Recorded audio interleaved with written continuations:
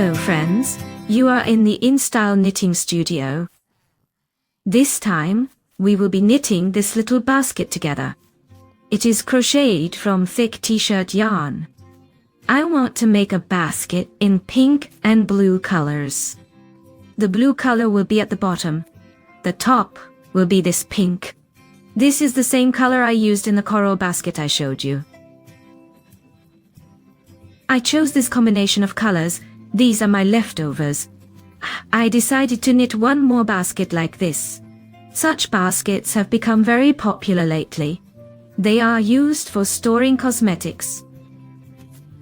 They are used to store yarn balls and supplies.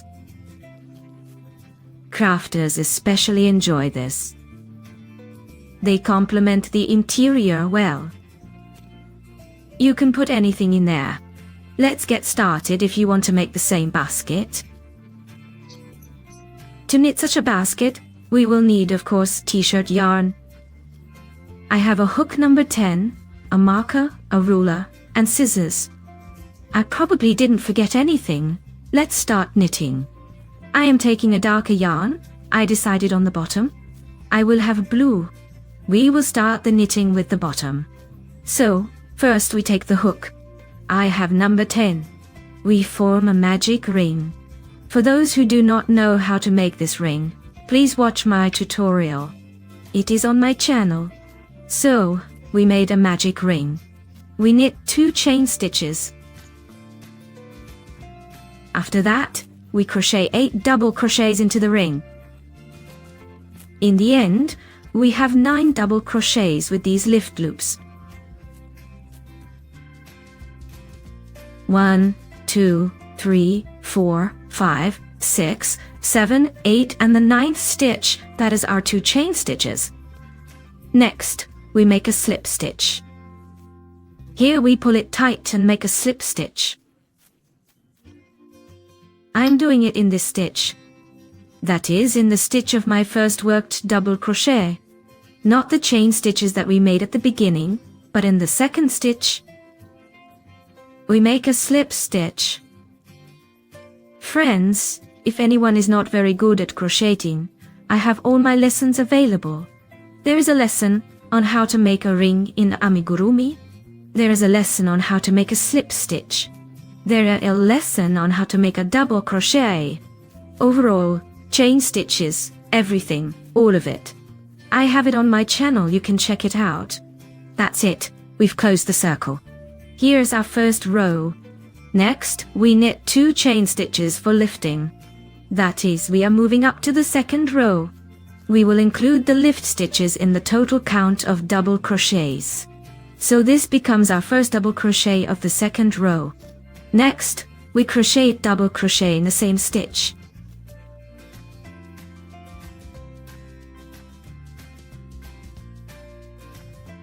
Done.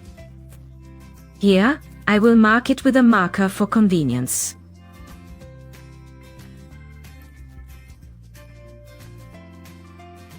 This stitch, the second chain stitch we worked. All done. So, we have made 2 double crochets, since our lift stitches are included in the total count. Next, we will crochet 2 double crochets in each stitch. We have already crocheted 2 double crochets in one stitch. Now in the next stitch, we crochet 2 double crochets.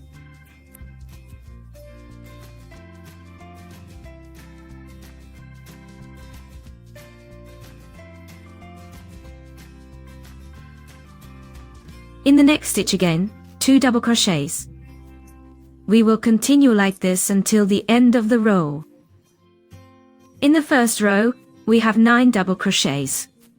Therefore, in the second row, we should have 18 double crochets. Since we are adding 1 in each stitch of the previous row, that's it, we finish to the end and meet there. Well, I counted 16 double crochets, including these turning chains. Here is my last stitch. I will crochet 2 double crochets here. In total, I will have 18 double crochets, including the turning chains.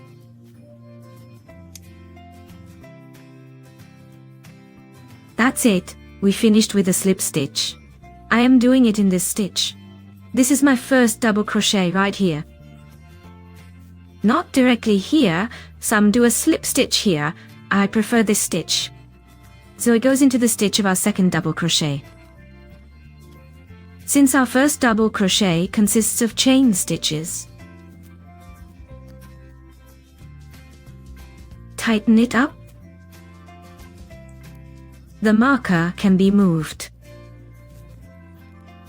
Now we make 2 chain stitches. This will be our first double crochet. We move on to the third row. Here we will increase through every stitch. So we made 2 chain stitches. This is our first double crochet. And here we crochet the second one as well. That is, we are making an increase. An increase, we can attach a marker again in the chain stitch. After this, we will crochet a regular double crochet in the next stitch.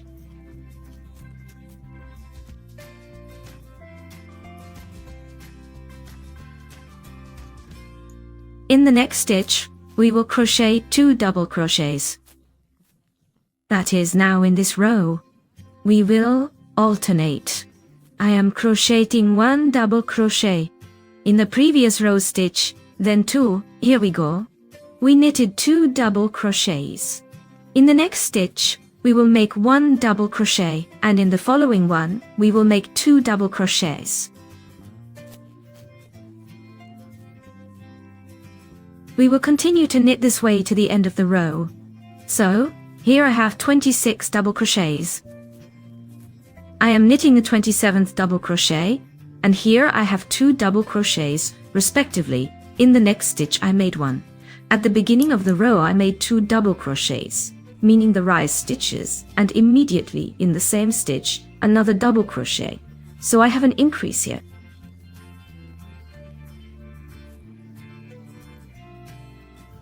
Here is 1 double crochet.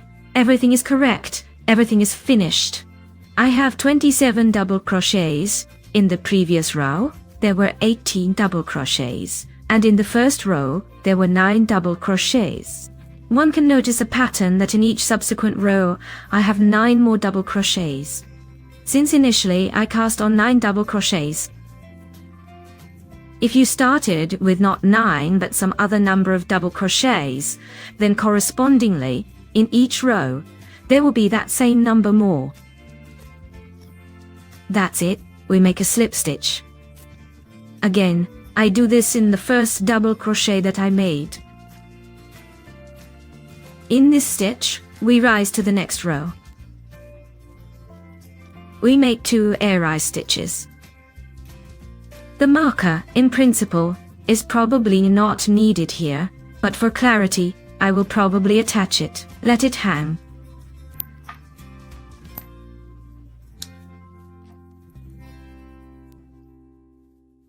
So it turns out, we move on to which row? The 4th row.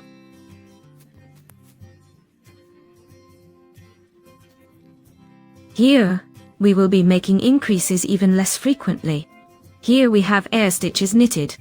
That is, in the first stitch, we knit a double crochet, and in this same stitch, we knit a second double crochet. That is, we make an increase. After that, we knit 1 double crochet in the next stitch. Next, in the following one again, we knit 1 double crochet. And already in the 3rd stitch, we knit 2 double crochets. That is, we make an increase. We have made an increase. Again, we knit 2 double crochets. Well, 1 and 2 stitches of the previous row. That is, 1 double crochet, the second double crochet in the next stitch. That is, without increases. Then again an increase. In the end, we will be making an increase. We will crochet 2 double crochets into 1 stitch of the previous row. Next, 1 double crochet, 1 double crochet, Then, again, an increase. 2 double crochets. Then again, 1 double crochet. 1 double crochet again and an increase. 2 double crochets. We will continue this way until the end of the row. Accordingly, I have now, in the previous row, in the third one had 27 double crochets. In the fourth row, there should be 36 double crochets. That is, 27 plus 9. My initial number of double crochets in the fourth row should be 36 double crochets. At the end of the fourth row, I have 35 double crochets. I crocheted, counted 36. Precisely 36 double crochets are crocheted right here. And we, as usual, make this connecting stitch from the double crochet of the previous row. Next, we make 2 chain stitches for lifting. Here is my marker, whether it is needed or not. In my opinion, it is not needed here. Well, alright, 4 rows are completed. 1, 2, 3, 4. In the 5th row, we check the diameter. If this bottom is already suitable for you, then you can finish. For now, I will crochet another 5th row. I have 36 double crochets here in the 4th. In the 5th row, there should be 45. 36 double crochets plus 9 will be 45. That's it. This time we will do it as follows. We have the first double crochet lifting stitches. Next, we knit the second column right here, making an increase. By the way, here you can alternate the increases. In what sense? That is, for example, in the 4th row, you could make the increase not right at the beginning of the row. At the beginning of the row, just knit regular double crochets, and then make the increases already in this row. For instance, start the increase at the beginning of the row, and in the next row, begin the increase later. This way, we will shift the uniformity a bit. Here, the increase occurs constantly over the increase, and we end up with not just a circle, but it has a slight angular shape. However, it isn't particularly visible in this yarn. But, with a different yarn or fabric, it will be noticeable. However, I decided not to worry about it here. I will make the increase right at the beginning of the row. Next, we knit 3 double crochets, 1 in the next stitch and the second. In the next stitch, the third after that, we make the increase again in the next stitch. We knit 2.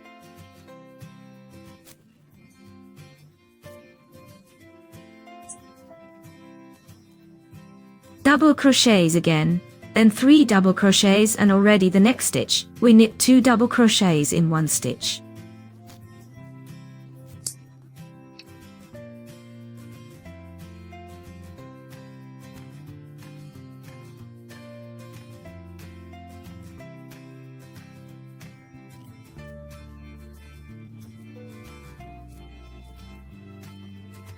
That is, we make an increase every 3 stitches of the previous row.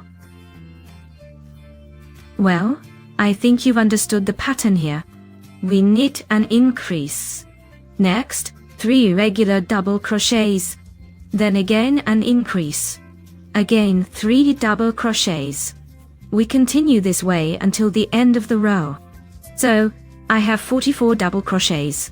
I will knit 45 for the last stitch. But here at the end, I will add 1 more double crochet here. I will make an increase.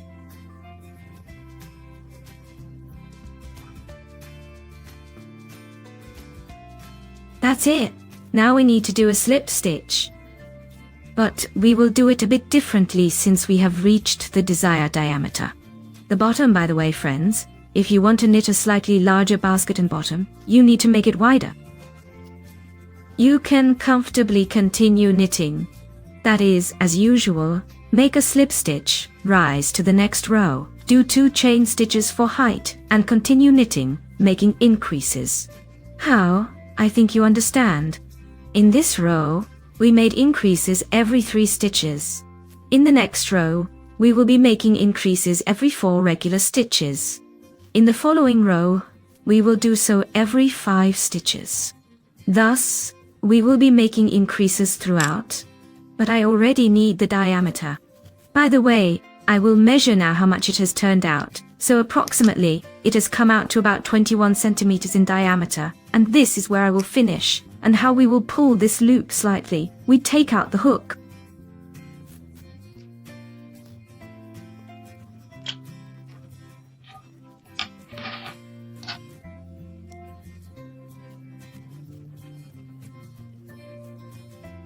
We insert the hook from the back side. This loop, where we usually make a slip stitch.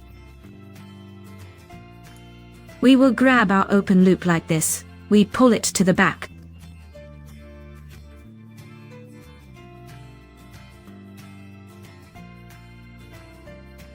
Like this, we tighten.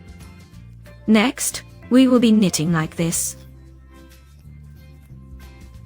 This is our back side. We will be knitting upward. How will we do this?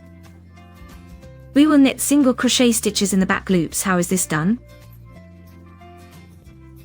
Here is our loop and here is our yarn. We make one chain stitch to rise. After this, look, here is our braid, right? We are going to insert the hook now. How can I show you this correctly? Here is our braid. And here we can see such back loops. That's enough with this yarn. We insert the hook into the back loop. We grab the working yarn under this strand, pull it out, and perform a single crochet stitch.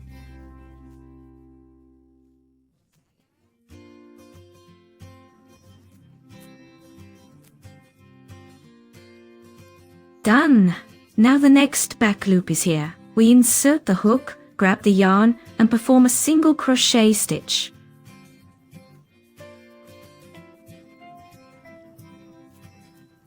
Thus, we will knit upwards.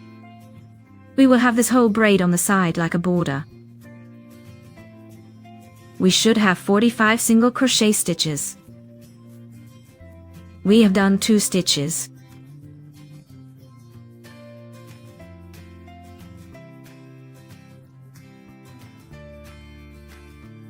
Three and so on, right into this loop, 4. Thus, we will move around the entire circle. And I'm making a connecting post. I have 46 posts without yarn over, including the chain stitch for rising, and I make a slip stitch into my first crocheted post without yarn over, not into the chain stitch, but into the first post. Slip stitch, that's it, this is how it turns out. Next, we will crochet with puff stitches here. Our first row is finished. We will crochet upwards with puff stitches. Let's crochet 1 chain stitch for rising. This is the first stitch of the row. Therefore, we skip 1 stitch. We skip this one since it is our first post. So, we skip this post from the previous row and crochet into the next post.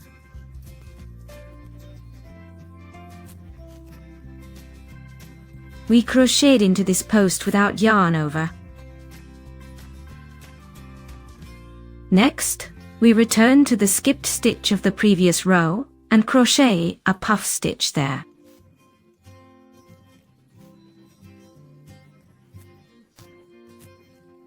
We insert the hook into the stitch, catching the working yarn, pull it out, yarn over, insert the hook again into the same stitch.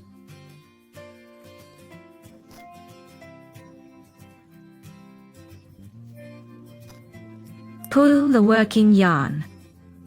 We have 4 loops on the hook. Now we catch the working yarn and pull it through. Through the 4 loops on the hook, our puff stitch is ready. Now we repeat. This stitch has already been used. We crocheted a post without yarn over here. Therefore, the next post from the previous row is this one. We skip it, insert the hook into the next post, and crochet a post without yarn over. we do not pull this post without yarn over too tight. After that, we return to the skipped post and crochet a puff stitch there. We pull the working yarn.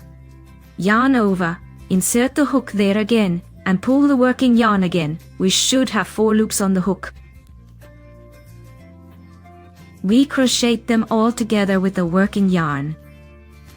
Here we have 2 puff stitches. We do not crochet a chain stitch here. We are just starting to work on the next column. This one is in use. The next stitch is this one. We skip it, which means going here, we are working a single crochet. We have worked it. Next, we return to the previous column and work a puff stitch. We pull up the working yarn, make a yarn over, insert the hook here again, and pull the yarn. Then we crochet all 4 loops together with our working yarn. This is how we work until the end of the row. Once we reach the end of this row, I will show you what to do next. So, well, we have reached the end of the row. I have 22 puff stitches. Now, I will be making 23. Here, I had worked a single crochet. We skip 1 stitch and insert the hook right here. We work a single crochet. Now, in the skipped stitch, we work a puff stitch. 23 puff stitches. We have worked it and make a slip stitch. The first puff stitch goes right here.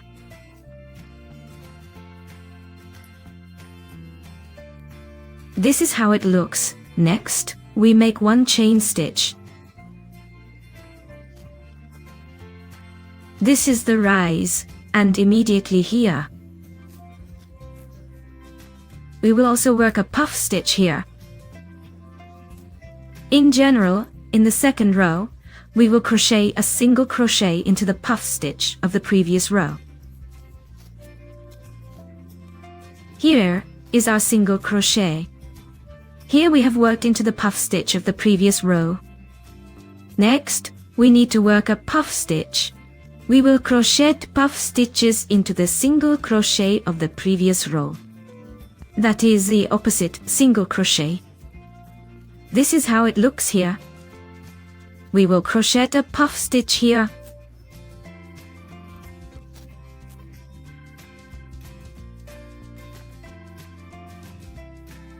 So we have returned a little back, and we have a puff stitch in the second row. Between the plush columns of the first row, we then make a single crochet. We are crocheting into the plush column of the previous row. And we crocheted the plush column into the single crochet of the previous row, here again.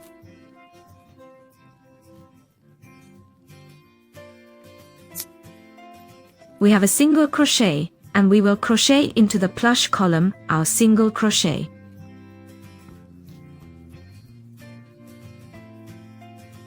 Now, on the contrary, we work the plush column into the single crochet of the previous row. And we get what seems like a non-column over a column. And the row slightly shifts. That's it, friends. We will crochet further in this manner. I will probably finish the second row and show how to join. After that, we will crochet on our own. So, we crochet a single crochet into the plush column. And we crochet the plush column. We return and work a single crochet into the previous row. Now I will show how to crochet at the end. Well, look, I counted. I have crocheted 22 plush columns. Here is my first row. This is where the second begins. So we crochet 23 plush columns again. That is first a single crochet. And we work the last plush column as usual. Here it is. My last plush column. Now, to move to the next row, we make a slip stitch. a regular slip stitch into the first plush column of the previous row, right here. Now, we do 1 chain stitch to rise. Well, like last time, this is our first column. It will be a single crochet. Now we need to crochet a plush column. We crochet the plush column. We work the plush column into the previous stitch. We do this at the beginning of each row. Here is ours. The plush column is formed between the plush columns of the previous row. Next, we crochet a column back, without a yarn over into the puff stitch of the previous row, and a puff stitch into the column without a yarn over from the previous row.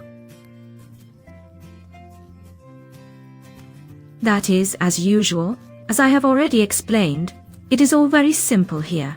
We work a column without a yarn over into the puff stitch, and into the column without a yarn over from the previous row, we work a puff stitch. That's it. Now I will finish the 3rd row. I will crochet the 4th row with pink yarn. Here is the last puff stitch of my 3rd row. Now I want to change the color of the yarn. That is, right now, I need to make a slip stitch. But I will use not the blue yarn but another color, pink. I grab the pink yarn and pull through the loops, just like that. Now we simply move on to the next row. We make a chain stitch for height and pull the blue yarn. Done, and now we will continue with the pink yarn. That is, this is the chain stitch for height. This is my first column without a yarn over. Now, I return back to here, and work a puff stitch, and I work a puff stitch. As we usually did. That is, I am demonstrating how to change yarn color here. We've completed it. I pulled the blue yarn tight. That's it, and now we continue. Here is my puff stitch. I take the hook here and work. By the way, here is the pink yarn. I will hide it right away. This way I work a column without a yarn over further here.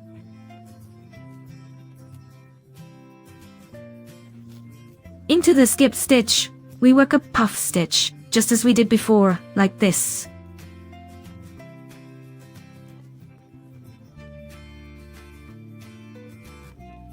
And I will probably pull this blue yarn tight here into the fabric when I finish this row with pink color here.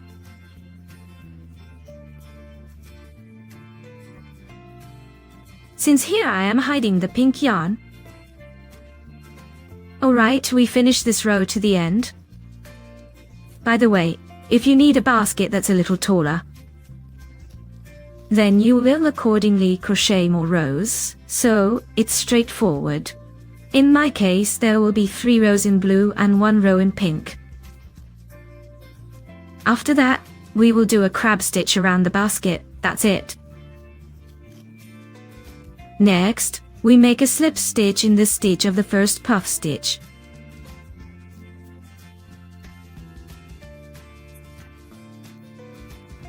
Connected. Next, 1 chain stitch for the rise. Now it turns out our basket is ready to the height. We are going to trim it with an element called crab stitch. I have a video lesson on how to crochet this element. Here, a hint pops up. You can visit and see how I explain everything in detail and how it is crocheted. So now we will crochet stitches without a yarn over, but not from right to left, rather left to right, as if going back in reverse. Here we made our rising chain, like our first stitch without a yarn over. Next, we insert the hook into the stitch of the previous row, grab the working yarn, pull it through, and make a stitch without a yarn over. Next, Again, insert the hook away from yourself into the stitch of the previous row, and make a stitch without a yarn over. Here we insert the hook into the previous stitch, not the next one, but the previous one. We pull the working yarn and make a stitch without a yarn over. This way, we will crochet all the stitches. This results in little bumps. We will finish this to the end of the row. Well, we have reached the end of the row. Now I'll show how I make a slip stitch. I pull out the hook. I leave a loop here. I insert the hook from the back side, under some stitches here. About like this, I grab this loop.